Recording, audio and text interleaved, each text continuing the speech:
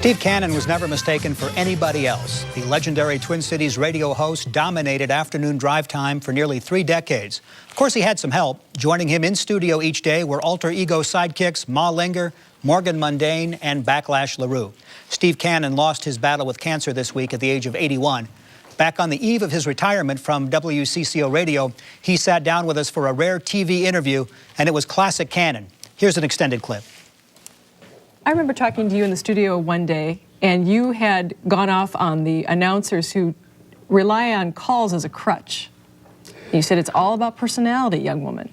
Well, yeah, and if you're going to do telephone radio, as I like to call it, you better have the personality to go along with it. It's never been in my bag. I once said it took me 21 years to get to WCCO, to get my own show there. And if the folks want to call me, do 21 years on other stations, and then you can call me, okay? But I'm not going to be around. How did your alter egos, the little Cannons, get developed? And how much a part are they of your life? They're there, Eric.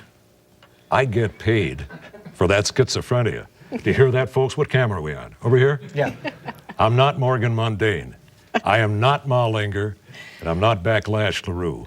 You know, folks have questions about all of them. A woman was doing... Are we politically correct here at all times? No, go ahead. No, okay. Let it go. So she did the Sunday feature on me in the Pioneer Press. It was a great feature, you know. I mean, we were talking and everything. Finally, she had one last question. Steve, one last question. May I ask, is Backlash LaRue, I said, is he gay? Is that what you're asking? And she said, yeah. I said, I'll tell you what, if you print it the way I answer it, I'll answer it. She said, okay. I said, ask the question. She says, Backlash gay? I said, I've known him for 25 years, and he's never made a pass at me. That's what she wrote. That's the answer. You were Wrangler Steve on TV. I was. Yes. And I want to know, what's the magic of radio for you? I prefer radio over TV myself, actually. Well, when I was Wrangler Steve, that was 1953. I worked right over here in the Ham building, not far from here. Channel 11. We shared the channel with WTCN. I was brought up here from Milwaukee, where I was working for the Hearst Corporation at WISN. Larry Benson, great guy, he said to me, Steve, you come up here, you're going to be a star. We're going to give you a Steve Allen Tonight Show. I said, great. Band, the whole thing, yeah, sidekick. And I said, that's wonderful. So I got up here, started doing a disc jockey show on their radio station, WMIN. I kept, when am I going to do television? Because this was the embryonic stages. We've got one for you. I said, what is it?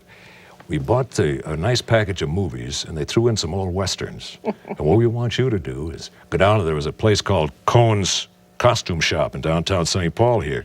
Get yourself some chaps, some boots, a lariat, and some fake guns. You're going to be a cowboy. I said, what about the Steve Allen show?